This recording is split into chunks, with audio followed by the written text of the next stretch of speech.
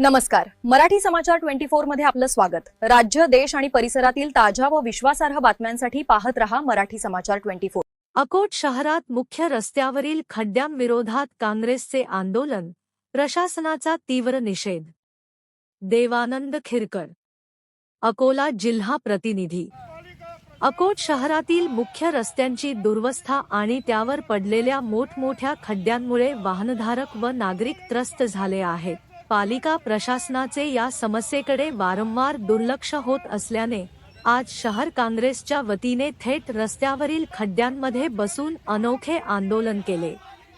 या आंदोलनाने प्रशासनाचे लक्ष वेधून घेतले असून परिसरात हा चर्चेचा विषय ठरला आहे. वाहतूक ठप्प आणि अपघातांचे सत्र गेल्या अनेक महिन्यांपासून अकोट शहरातील मुख्य रस्त्यावर जागोजागी खोल खड्डे पडले आहेत. पावसाळ्यात या खड्ड्यांमध्ये पाणी साचत असल्याने वाहनधारकांना खोलीचा अंदाज येत नाही. यामुळे रोज लहान मोठे अपघात घडत आहेत. ज्येष्ठ नागरिक, महिला आणि शाळकरी विद्यार्थ्यांना या रस्त्यावरून चालणे कठीण झाले आहे. धुळीचे साम्राज्य आणि खड्ड्यांमुळे निर्माण झालेल्या वाहतूक कोंडीने नागरिक हैराण झाले आहेत.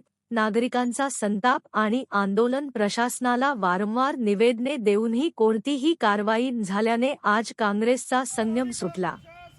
आंदोलकांनी मुख्य रस्त्यावरील पाण्याच्या डबक्यासारख्या बनलेल्या खड्ड्यांमध्ये ठाण मांडले. प्रशासनाच्या संथ कारभाराविरोधात जोरदार घोषणाबाजी करण्यात आली. रस्त्यांची तात्काळ डागडुजी झाल्यास याहून तीव्र आंदोलन छेडण्याचा इशारा आज काँग्रेस पक्षातर्फे अकोट नगरपालिकेच्या विरोधात आंदोलन करण्यात येत आहे. आज आपण पाहतोय अकोट शहराची परिस्थिती अत्यंत भयानक झालेली आहे. प्रत्येक रस्त्यावरती गड्डे पडलेले आहेत. त्या गड्ड्यांमध्ये आपण पाहू शकता की पाणी साचलेलं आहे. या पाणी साचल्यामुळे या गड्ड्यांमुळे इथे अपघात होण्याची दाट शक्यता आहे. नगरपालिकेने ताबडतोब या गड्ड्यांचा बंदोबस्त करावा. तसेच पावसाळा सुरू आहे. पावसाळ्यामध्ये सांडपाणी पाण्याची जाण्याची सुद्धा व्यवस्था नाही आहे. अनेक नाल्या तुडुंब भरलेले आहेत.